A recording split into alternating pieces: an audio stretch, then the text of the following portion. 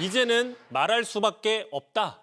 자, 어제였었죠. 이종섭 전 장관이 지난 최상병 사건 당시에 02-800-7070으로 전화를 걸어온 사람이 바로 윤 전 대통령이라는 사실을 인정했습니다. 네. 자, 그러자 당시 법률비서관으로서 이 전 장관보다 약 10분 전에 44초 동안 통화했던 주진우 의원에 대해도 관심이 좀 쏠리고 있습니다. 당장 민주당에서는 이제는 진실을 밝히라 촉구하고 있습니다. 들어보시죠. 대답하십시오. 주진우 의원은 7070 번호와 왜 통화하셨습니까? 최혜병 순직 사건 외압 과정에서 어떤 역할을 했는지 이제 진실을 밝혀야 합니다.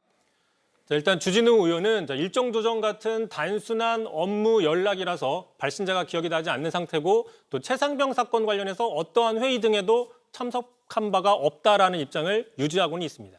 주진우 의원이 지난해 최상병 특검법 처리를 막으려고 그 필리버스터 참여했던 것도 또 주목을 받고 있다면서요. 이 자리에서도 1년 전에 소개해드린 바가 있었죠. 5시간 정도 필리버스터를 하면서 그 특검법의 체계의 문제점들을 조목조목 비판해서 당시 화제가 됐었는데 이 과정에서 최상병 사망 사건을 군 장비 파손에 비유하는 듯한 발언을 해서 당시 야당이었던 민주당으로부터 거센 비난을 받았는데 그 논란이 됐던 발언 먼저 들어보겠습니다. 만약에 이게 사망사고가 아니라 여러 명이 예를 들어서 군 장비를 실수로 파손한 사건이 일어났다고 가정해 봅시다.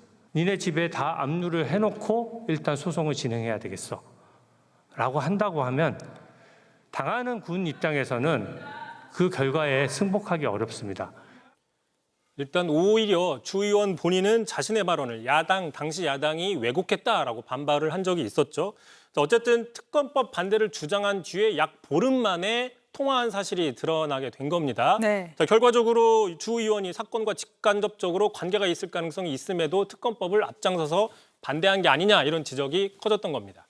네, 최상병 특검에서는 주진우 의원 조사 가능성을 또 내비쳤다고요? 그렇습니다. 마침 오늘이었습니다. 특검 측에서는 주 의원의 조사 의향에 대해서 통화 경위에 대해서 확인할 필요가 있다면서 아직 조사 일정을 조율하는 단계는 아니다라면서 가능성을 내비치고 있습니다. 알겠습니다. 오늘은 여기까지 들어보겠습니다. 이성대 기자였습니다. JTBC 뉴스를 시청해 주셔서 고맙습니다. 저희는 저녁 6시 30분 뉴스룸에서 뵙겠습니다.